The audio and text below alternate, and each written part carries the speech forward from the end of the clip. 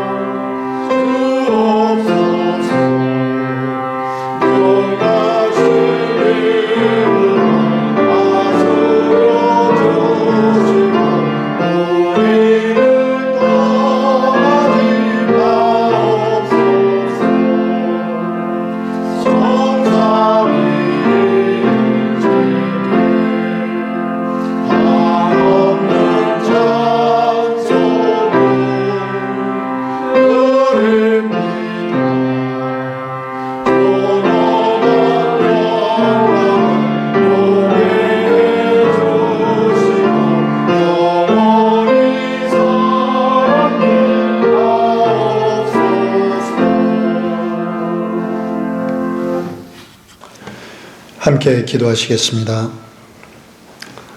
하늘에 계신 참 좋으신 하나님 아버지, 오늘도 또 주님의 백성들을 안식의 시간으로 불러주시고 태초부터 복 주시라고 제정하신 이 날을 저희들이 기억하고 경배드릴 수 있게 해주셔서 감사합니다.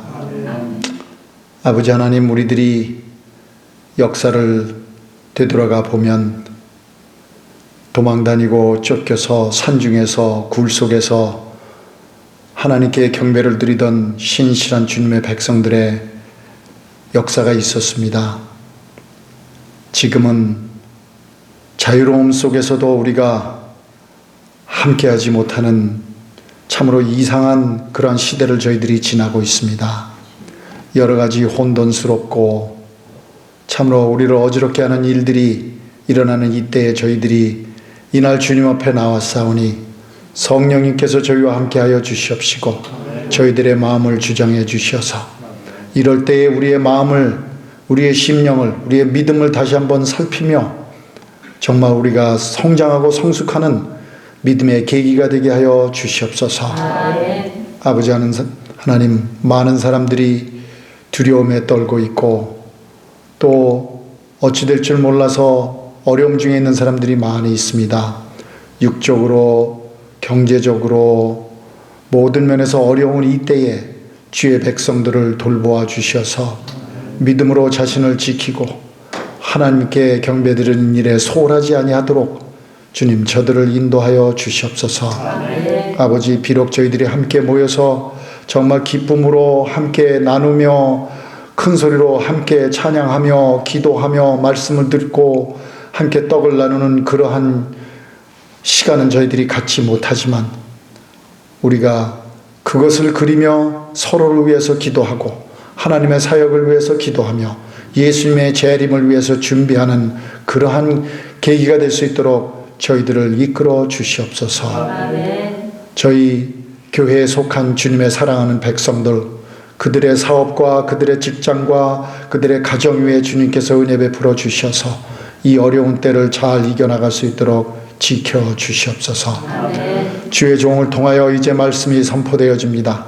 그 선포되어지는 말씀으로 우리의 심령이 다시금 또 재충전되고 하나님께 더욱더 무릎을 꿇는, 그래서 하나님께는 영광이요 이 세상에는 복의 통로가 되어지는 우리 모두 될 수 있도록 이끌어 주시옵소서.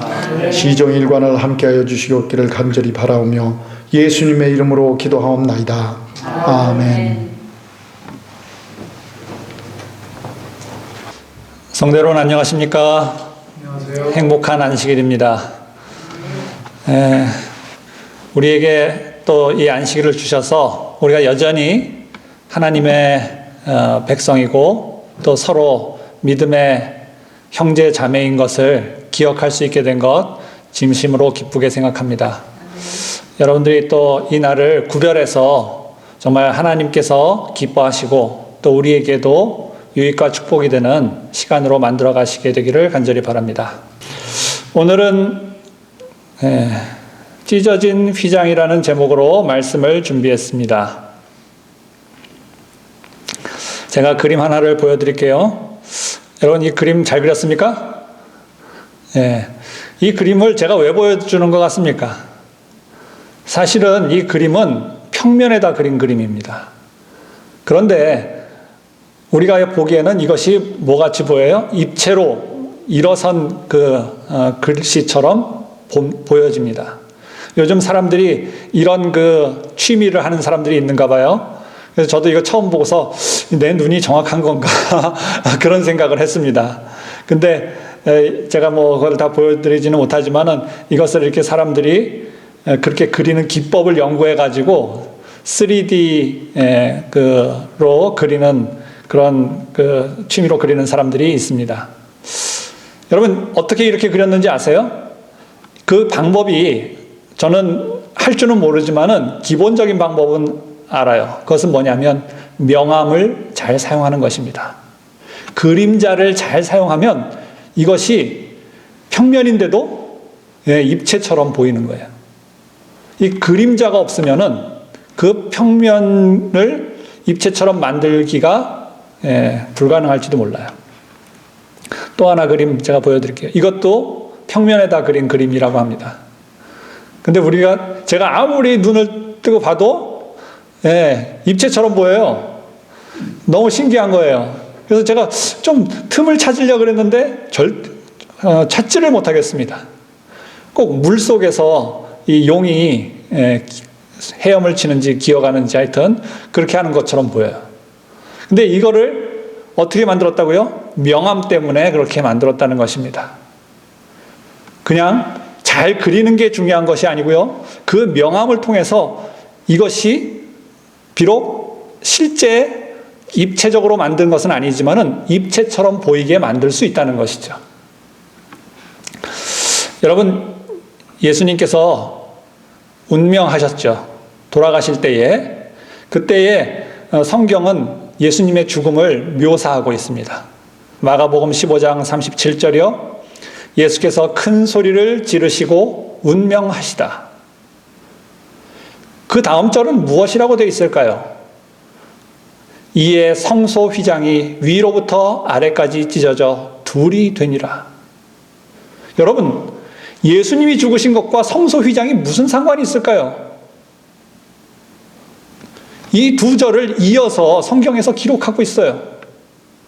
그런데 우리는 성경을 알죠. 성경을 공부했죠. 이 둘이 너무나 밀접한 관계를 가지고 있다는 것을 우리는 배워서 알고 있습니다. 그러나 사실 가만 보면은 예수님과 이 성소의 휘장은 아무 상관없고 굉장히 동떨어진 그러한 예수님과는 동떨어진 기물이에요.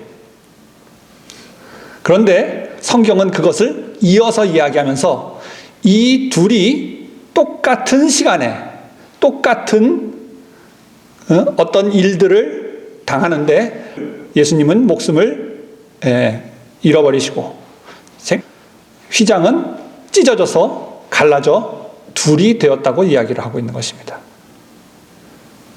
여러분, 우리는 이것을 보면서 뭘 생각할 수 있어요?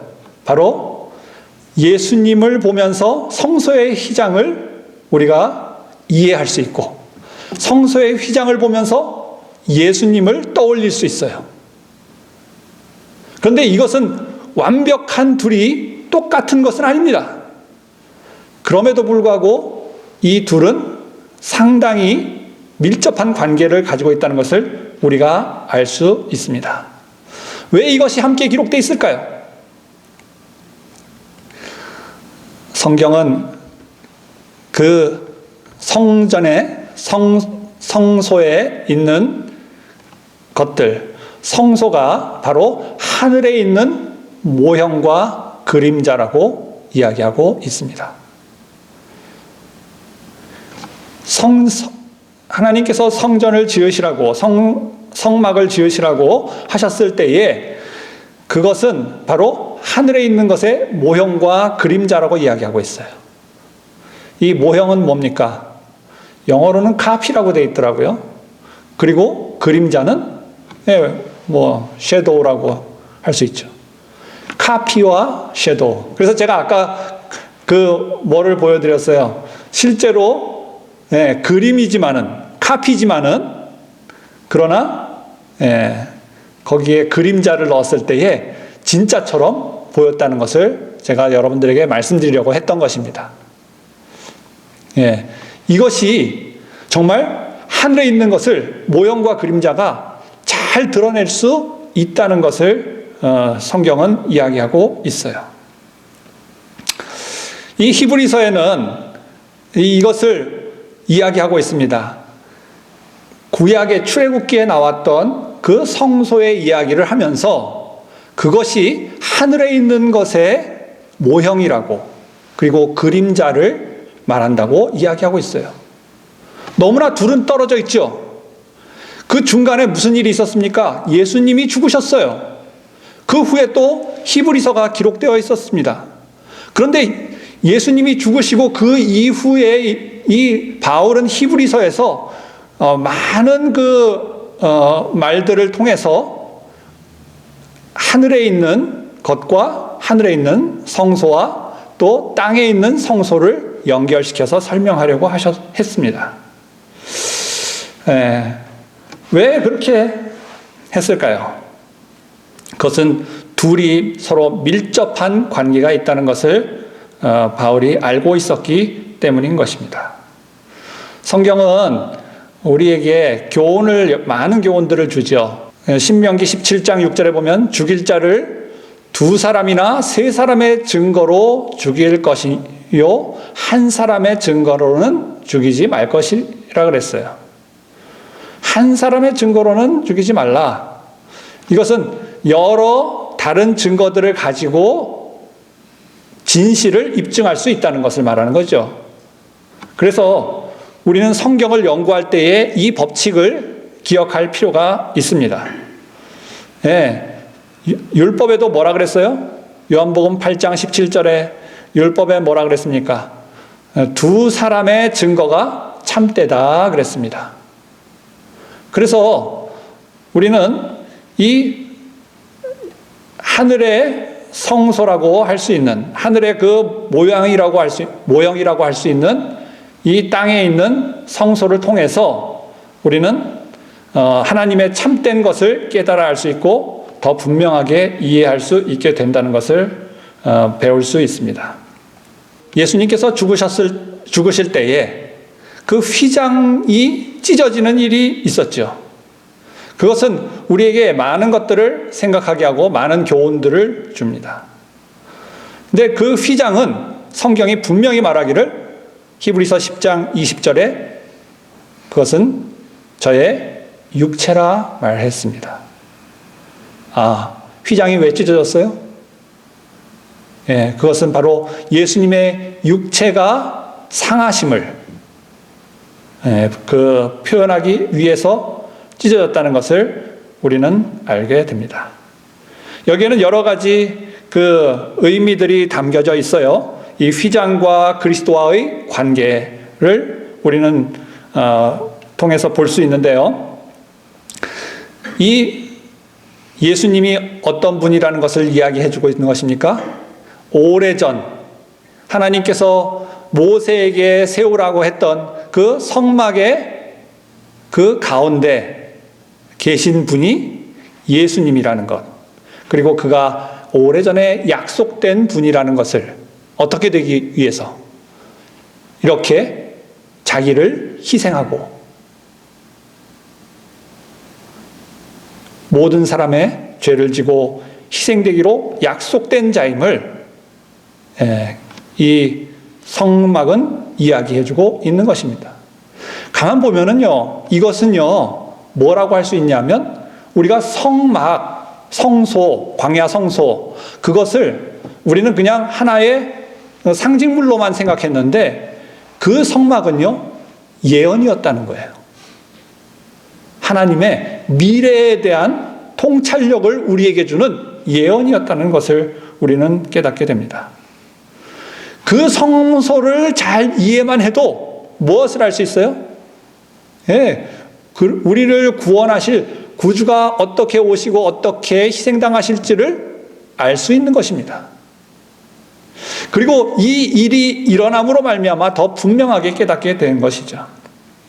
속죄 제를 드렸을 때에 그 피를 가지고 제사장이 그 휘장에다가 피를 뿌렸던 것처럼 그 분이 그 속죄의 그 제물이 되어서 희생되심으로 말미암아, 찢어짐으로 말미암아 속죄를 이루셨다는 것에 대해서 우리는 깨달을 수 있습니다.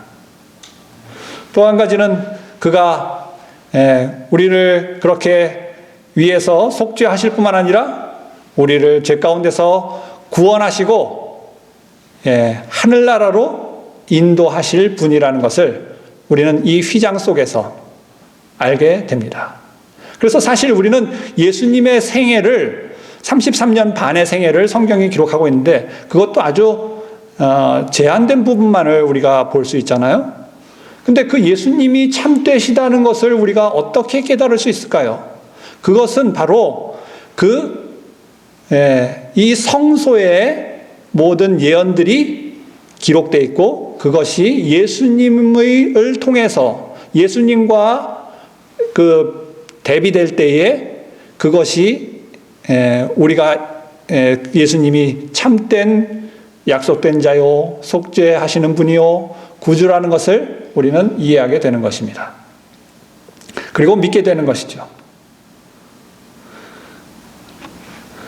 사실 이스라엘 백성에게 그 성소가 주어졌을 때에 거기에는 많은 의미들이 담겨 있었어요. 제가 이것을 좀 잘 보이게 하기 위해서 이렇게 삐딱하게 그림을 갖다 놨습니다. 여기에는 3개의 문이 있다는 것을 여러분들이 아시죠? 천으로 된 문이지만 3개의 문이 있습니다. 첫 번째 문은 여기 첫 번째 화살표가 있는 곳이고요. 두 번째 문은 성소의 입구에 있습니다. 세 번째 문은 지성소에 있죠. 지금 제가 찢어졌다고 하는 문은 세 번째 문이죠. 세 번째 문입니다. 근데 이것을 제가 다 설명하려고 하는 것은 아니에요. 근데 이 세 번째 문은 굉장히 중요한 의미를 가지는데요. 바로 하나님의 영광이 나타난 법궤를 가리는 막이었어요. 그래서 이 세 번째 문은 정말 모세가 하나님의 영광을, 형상을 보고자 했던 것과 같은 그러한 요구를 들어줄 수 있는 그 문이 열릴 때에 그 하나님의 형상을 볼 수 있는 그러한 문이었습니다. 근데 그 문이 어떻게 된 거예요? 찢어져 버린 거예요. 저는 이것에 대해서 한 주간 동안 굉장히 많은 시간들을 바쳐서 이렇게 묵상을 했는데요. 굉장히 많은 것들이 생각이 나고 떠오르고 또 깨닫게 되었어요. 정말 제가 읽는 책들을 통해서 또 많은 감동을 받고 또 정말 예수님을 보지 못했다 할지라도 이 성소에서 일어나는 사역을 잘 이해할 때에 정말 예수님을 너무나 잘 아는 사람처럼 예수님을 대할 수 있을 것 같다는 생각을 했습니다. 무슨 말이냐면 이 성소는 예수님을 너무나 잘 묘사하고 잘 나타낼 수 있는 그러한 카피본과 같은 것이라고 생각이 돼요. 그래서 바울은 히브리서에서 그것이 바로 예수 그리스도를 나타내고 하늘의 그 하나님의 사역을 나타내는 그러한 모형과 그림자라고 표현을 한 것이라고 생각되어집니다. 지성소에는 휘장이 있었습니다. 이 휘장에 대해서 제가 조금 더 말씀드리려고 그래요. 여러분, 이 휘장이 이 정도 비슷하게 생겼습니다. 분향단에 바로 뒤쪽에 있었죠. 그리고 법궤, 하나님의 영광이 나타난 그 법궤와 분향단 사이에 그 가림막으로 서 있었습니다. 거기에는 4개의 기둥이 있었어요. 사실 여기 그 성소에 대해서 연구를 해보면 하나하나 다 의미가 있고, 근데 여기 그 성소의 입구에는 문에 기둥이 몇 개 있는지 혹시 아십니까?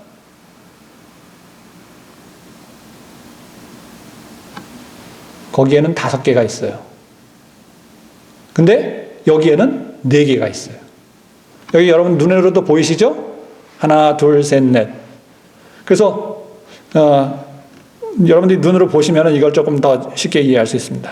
이것은 천으로 되어 있었습니다. 백색, 청색, 홍색, 자색, 녹색, 금실로 수도 놓아지고 짜진 그러한 천으로 되어 있었어요.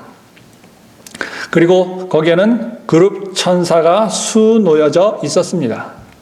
그리고 4개의 기둥에 4개의 갈고리에 의해서 이 휘장은 고정되어 있었어요. 걸려 있었습니다.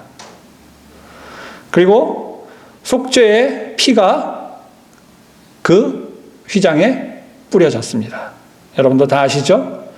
그리고 제가 하나 추가한 것은 하나의 휘장이었다는 것입니다. 무슨 말입니까? 이렇게 우리 스크린처럼 그냥 하나 통짜로 된 것입니다. 그럼 어떻게 들어갈까요? 통짜로 되어 있는데 아마 옆으로 들어갔을 것 같아요. 밑으로 들어가지는 않았을 것 같습니다. 근데 왜 그러냐면 이 휘장이 찢어졌기 때문이에요. 가운데서 찢어졌기 때문에. 이게 이미 나눠져 있으면 찢어지는 것이 의미가 별로 없죠. 그죠? 그래서 이것은 사실은 잘 생각해 보세요. 인간과 하나님 사이에 그 죄로 말미암아 우리가 하나님께 가까이 나아갈 수 없는 상태라는 것을 보여주는 아주 중요한 그러한 상징물입니다. 길이 없어요. 그분께 나아갈 수 없습니다. 근데 그것이 찢어진 거예요. 그리고 이 휘장은 무엇을 말하고 있습니까? 바로 예수님의 육체를 말한다 그랬어요. 육체. 그분이 이 땅에 오셔서 그 모든 삶을 사셨던 그 육체. 근데 우리는 여기에서 이 성경절, 제가 써놓은 내용들을 여러분들이 보시면은 뭘 알 수 있습니까? 이 아름다운 실로 수놓아진 그분은 아주 특별하고 고귀한 분이라는 것을 알 수 있죠. 그리고 그 천사가 그와 함께한 것을 알 수 있어요. 그리고 4개의 기둥의 갈고리는 뭔지 아십니까? 바로 예수님께서 십자가에 달리셨을 때에 못 박히셨던 4군데의 자국을 의미한다고 말해요. 2 손과 2 발이 못에 박혔을 때에 그 갈고리에 걸린 그 휘장처럼 예수님께서 그곳에 걸리셔서 그곳에 그 가운데 서셨다는 것입니다. 하나님과 죄인 사이에. 참 이걸 생각하면요, 너무나 예수님께서 우리를 위해서 큰 희생을 치르시기를 이미 계획하시고 준비하시고 그렇게 이 땅에 오셨다는 거예요. 그리고 그 최고급 그 휘장이 굉장히 두껍게 만들어졌다고 합니다. 전설에 의하면은 그 휘장이 4인치 두께였대요. 여러분, 유대인들이 그 재는 그 치수 중에 요 손바닥 두께로 이렇게 재는 게 있어요. 그 두께였다고 말합니다. 이거 이름을 제가 잊어버렸어요. 근데 우리가 성경에 잘 쓰지 않는 용어인데, 어쨌든 이 두께, 이게 4인치 정도, 성인의 4인치 정도, 그 손바닥 두께인데, 그 두께만큼 이 천이 두꺼웠다 그래요. 엄청나게 두껍게. 많은 사람들이 달라붙어서 그것을 만들었습니다. 근데 그 아름다운 그 금으로 수놓고 아름다운 천과 실로 수놓은 그 천에 무엇이 뿌려져요? 피가 뿌려지는 것입니다. 속죄의 피가 뿌려졌어요. 그래서 그것이 너무나 정말 추하고 더럽고 냄새나고 역겨운 모습이 되었습니다. 여기서 우리는 예수님이 어떻게 우리의 죄를 위해서 그 봉사하시는지, 그리고 역할을 하시는지를 이 성소의 그 봉사를 통해서 이해하게 된다는 것입니다. 그런데 그 죄의 그 희생 제물의 피가 그 휘장에 뿌려지고, 그것이 그 예수님의 육체에 다 전가된 것을 우리는 여기에서 생각해 볼 수 있어요. 예수님께서는 그리고 마지막에 그 하나의 휘장이 찢어지는 것처럼 십자가에서 운명하셨습니다. 죽으셨어요. 그 예수님께서 죽으실 때에 그 순간에 이 휘장이 찢어졌어요. 제가 재미있는 것을 봤는데요. 저는 예수님이 죽으시고 나서 이게 휘장이 찢어진 줄 알았어요. 근데 성경에 보니까는 예수님 휘장이 찢어지고 예수님이 죽었다는 얘기도 또 나와요. 누가복음에는. 그러면 무슨 얘기입니까? 둘 다 맞았다면은 찢어지는 시간이 짧지 않았다는 얘기를 하고 있는 거예요. 저는 종이 찢어지듯이 쭉 찢어졌는 줄 알았더니 이건 정확하진 않아요. 그런데 제가 보니까는 휘장이 찢어지고 예수님이 죽으셨다 그랬고, 근데 죽으시기 전에 또 예수님이 하시는 이야기들이 나와요. 그래서 이 찢어지는 시간이 길었을 수도 있다는 추측을 해봅니다. 뭐냐면 예수님께서 고통을 막 당하시면서 이 죄의 무게를 견디지 못하고 죽어가시는 그 모습을 상상하게 되었어요. 이 휘장이, 이 두꺼운 휘장이요, 위에서부터 찢어지는데 그냥 종이 찢어지듯이 찢어진 게 아니고 우지직 하면서 점점 찢어져 내려오는 것입니다. 그리고 예수님이 운명하신 후에 그것이 완전히 절단이 나는 거예요. 왜 그렇게 됐을까? 영적으로는요, 이스라엘 백성들이 범죄한 죄악이 예수님을 짓누른 거예요. 그 죄가 너무나 크고 너무나 예수님을 압도할 만큼, 하나님과 그 죄인을 사이를 가로막는 그 죄가 예수님도 견딜 수 없게 만들었던 것입니다. 우리는 이사야 53장에 있는 말씀을 너무나 잘 알죠. 5절, 그가 찔림은 우리의 허물을 인하며 그가 상함은 우리의 죄악을 인함이라. 그가 징계를 받음으로 우리는 평화를 누리고 그가 채찍에 맞음으로 우리는 나음을 입었도다. 예수님은 우리의 모든 죄를 짊어지시고 죽으셔야 했기 때문에 그 죄악의 무게가 그를 짓눌렀고, 그는 이 지성소의 휘장이 찢어지는 것과 같은 그러한 고통 속에서 그 마지막 그 고통과 죽음을 이 휘장이 찢어지는 모습으로 너무나 잘 묘사를 해주고 있는 것입니다. 성경은 휘장이 찢어졌다 말하고 있어요. 예수님께서 큰 소리를 지르고 운명하셨습니다. 그리고 성소의 휘장이 찢어졌어요. 이 순간은 무슨 순간이냐면요. 여러분, 표상과 실제가 만나는 순간이었어요. 바로 예수님은 그 실제였고, 그 예수님을 상징하는 이 휘장이 찢어지는 그 순간에 이 둘은 하나고 서로의 모습들을 우리에게 더 분명하게, 더 확실하게, 더 생생하게 가르쳐 준다는 것을 성경이 이야기하고 싶었던 것입니다. 그래서 이것을 둘이 같이 써서 우리가 이것을 보도록 했던 거예요. 그리고 이 휘장이 찢어짐으로 놀라운 일이 일어났습니다. 뭐가 일어났어요? 여러분, 단지 예수님이 우리를 위해서 죽으신 것이 아니라 갑자기 거기서 휘장이 찢어지면서 무슨 일이 일어났어요? 하나님의 그 보좌가 있는 그 영광이 계신 그 지성소가 공개되었습니다. 근데 여러분 잘 생각해 보세요. 얼마나 그 문이 열렸을까요? 기둥이 4개라 그랬죠? 그러면은 4개면은 고리가 거기에 다 걸려 있었잖아요. 가운데가 열리고 일정한 부분이 열렸던 것입니다. 찢어졌지만. 그러나 이 커튼이 결코 물렁물렁한 커튼이 아니에요. 예? 이 역사적인 그 기록에 보면. 그러면은 이 문이 완전히 확 열리듯이 활짝 열린 것은 아닌 것 같아요. 제 생각에는 그렇습니다. 우리가 이 땅에 있을 때에 그 문이 열리긴 열렸어요. 그러나 우리는 완전히 그것을 확실하게 볼 수 있는 그 정도의 문이 열린 것은 아닙니다.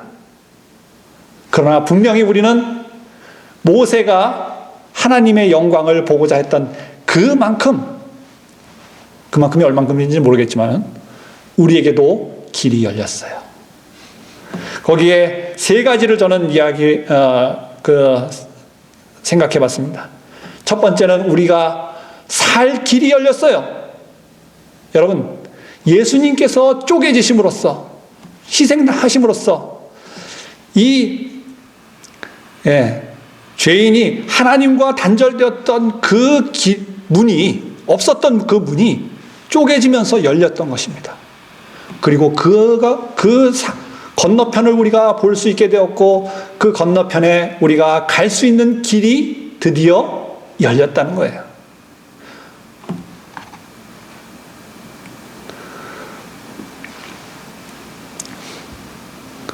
아까 제가 10장 20절의 뒷부분만 잠깐 보았는데요. 여기에는 이렇게 되어 있습니다. 그 길은 우리를 위하여 휘장 가운데로 열어놓으신 새로운 살 길이요.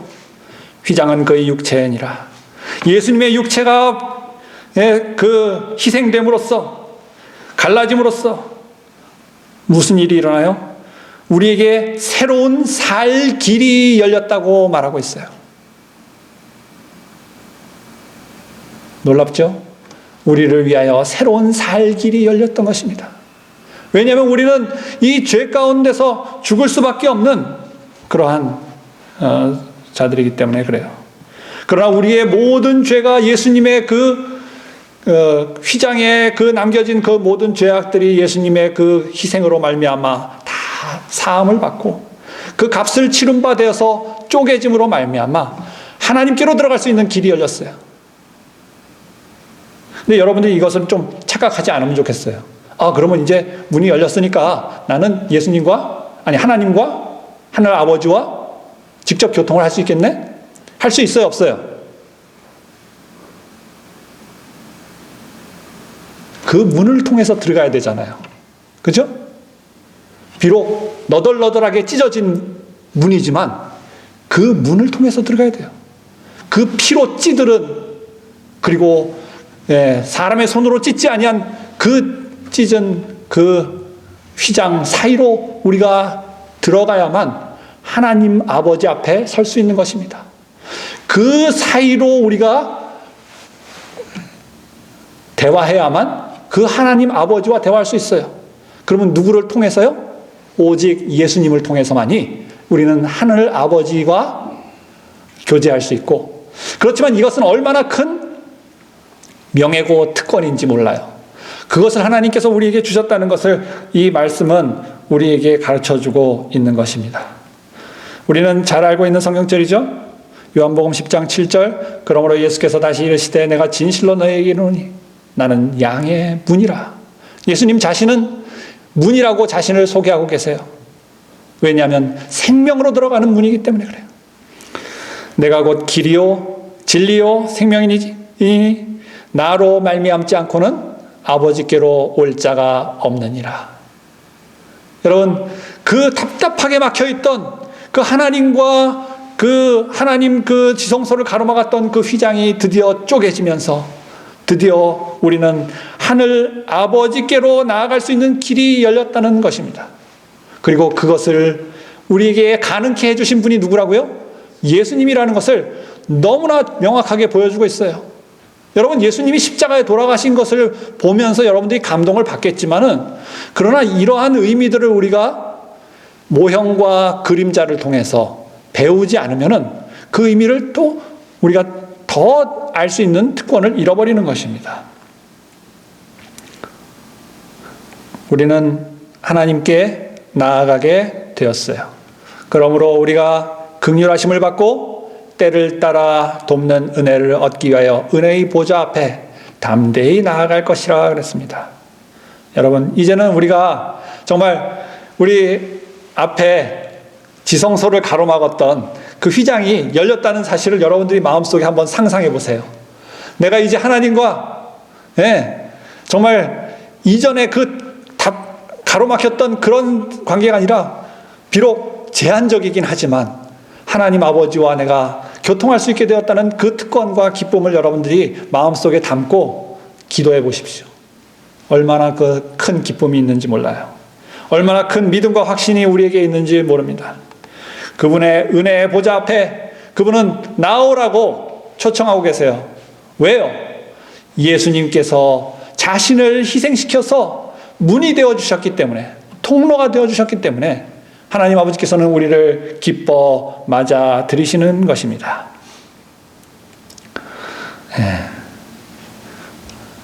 그래서 우리는 에베소서 2장 16절에 또 이런 말씀을 볼 수 있죠.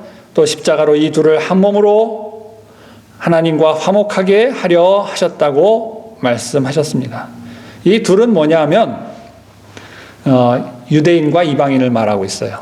제가 나중에 한번 이 성경 에베소서 2장을 한번 함께 다루려고 합니다. 왜냐하면 여기에 대한 것을 또 우리 성도들이 잘 이해하면은 또 많은 유익이 있기 때문이죠. 또 오해도 없을 수 있고요.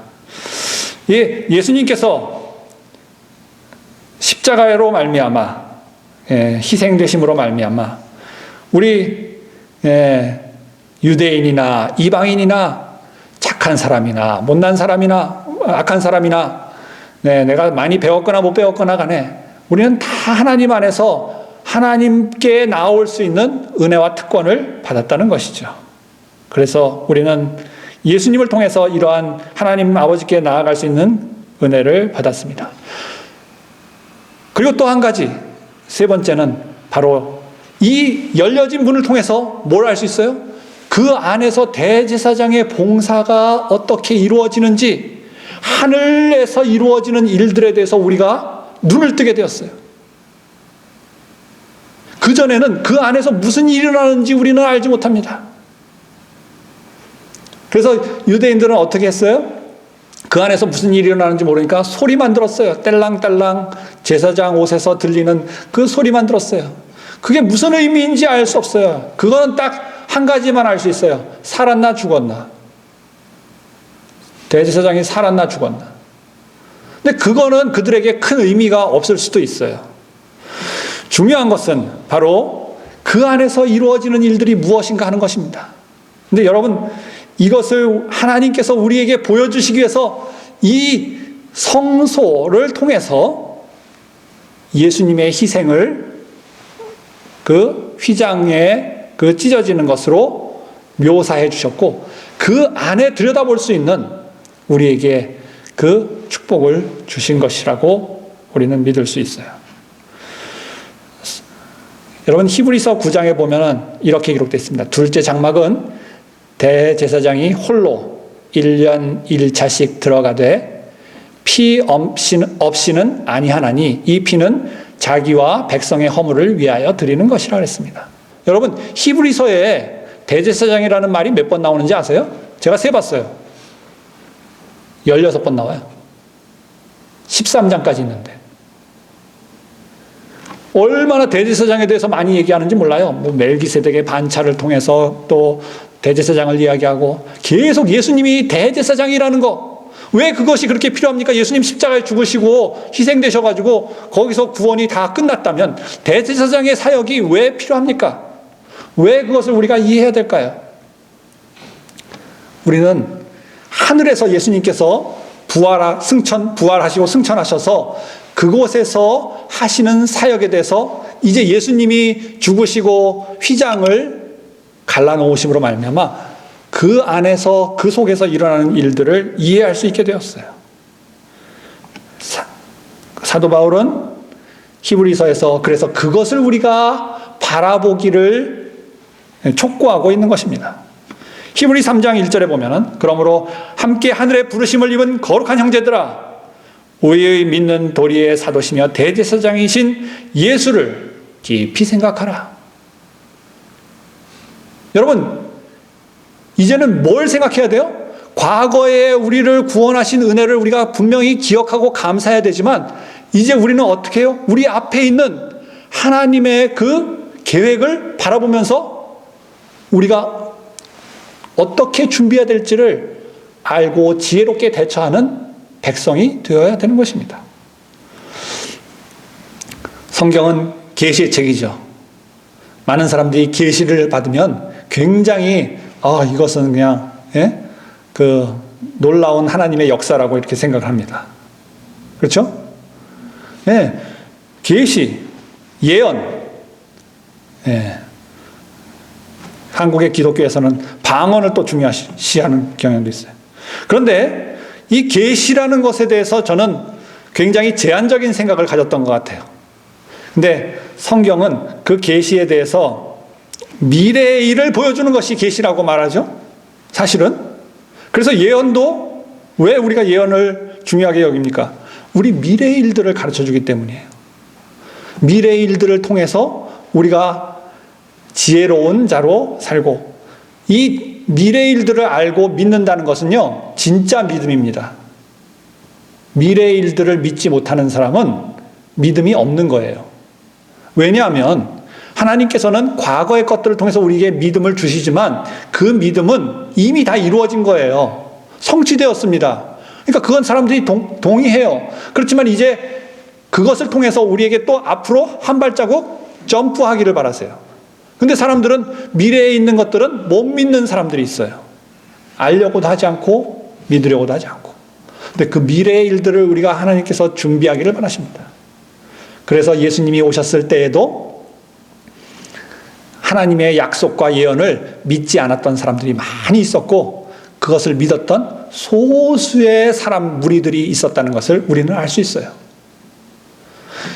하나님께서는 진정한 미래의 일들을 우리에게 보여주시는데 그 일들을 우리가 이 계시를 통해서 알 수 있습니다. 근데 계시만 그런 것이 아니에요. 하나님께서는 어떻게 하십니까? 하나님께서는 일이 이루기 전에 말씀하신다 그랬어요. 그러면 어떻게 하나님께서 우리에게 미래의 일들을 말씀하십니까? 저는 이 성소를 통해서 하나님께서 미래의 일들을 말씀하셨다는 것을 깨닫게 되었어요. 더 분명하게 깨닫게 됐습니다. 우리는 성경이 이러한 것들을 우리에게 미리 얘기해 뒀는데요. 우리에게 아직 이루어진 것도 있고 이루어지지 않은 부분도 있어요. 이것은 뭐냐면 우리가 이 과정들을 하나님 안에서 모두 다 걸어가야 된다는 것을 우리에게 보여주고 있어요. 우리에게 남아있는 것들이 있습니다. 그것을 우리가 위에서 기도하며 또 우리의 신앙의 허리띠를 동여매야 할 것입니다. 하나님께서는 우리에게 계시를 통해서 미래의 일들을 보여주실 뿐만 아니라 이러한 상징물들을 통해서 표상과 그림자를 통해서 모형과 그림자를 통해서 이러한 우리의 미래의 일들을 보여주고 계세요. 그것을 통해서 우리는 우리의 믿음을 시험받습니다. 그리고 우리가 가야 할 곳이 어딘지를 우리는 확인하게 됩니다.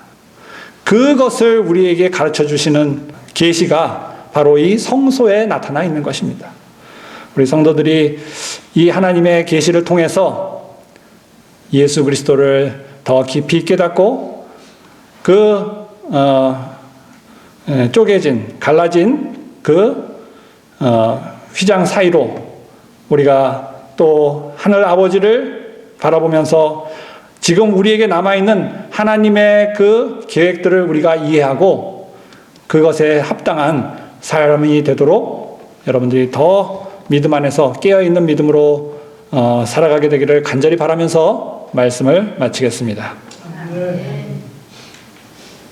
우리 마치는 찬미 201장 찬미 부르겠습니다.